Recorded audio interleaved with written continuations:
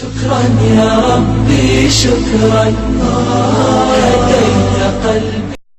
دیکھیے، ہیرا وکٹم ایسوسی ایشن جو اپنی کوشش کر رہی ہے وہ اپنی کوشش انشاءاللہ اسی طرح کرتی رہے گی.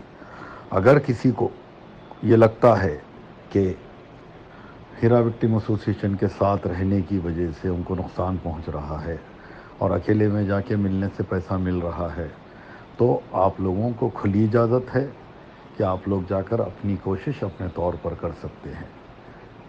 ہم نے کبھی کسی کو روکا نہیں ہے کہ کسی کو پیسہ مل رہا ہے.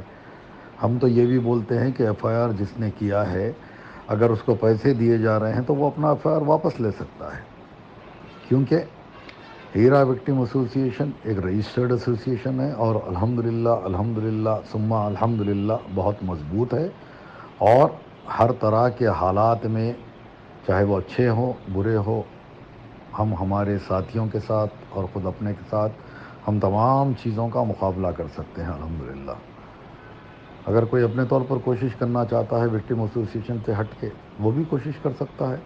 کوئی پونا ایسوسی ایشن کے ذریعے کرنا چاہ رہا ہے تو پونا ایسوسی ایشن کے ساتھ جائے. کوئی نوہرا شیخ کے دلالوں کے ساتھ ہو کر ان کے ساتھ اگر پیسے لینے کی کوشش کرنا چاہتا ہے وہ جائے، آزاد ہے.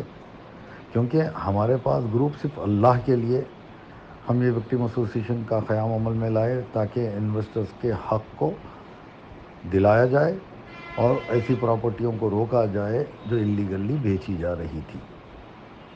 لیکن اگر ایسی خبریں آ رہی ہیں تو آپ لوگوں کو کھلی آزادی ہے کہ آپ اپنے کوشش اپنے طور پر کر سکتے ہیں. لیکن ہیرا وکٹم ایسوسی ایشن کے جو سپاہی ہیں وہ لوگ الحمدللہ ہمارے ساتھ ہیں اور ہم ساتھ رہیں گے. اگر کوئی بھی اس طرح کی سازش اگر رچی جا رہی ہے تو کھلا کام کر سکتے ہیں اپنے طور پر، اور ان سب کو کھلی اجازت ہے. اس میں کوئی بری بات بھی نہیں ہے، کیونکہ اپنا پیسہ لینے کے لیے کوئی اپنے طور پر کوشش کر رہا ہے تو اس کا حق ہے.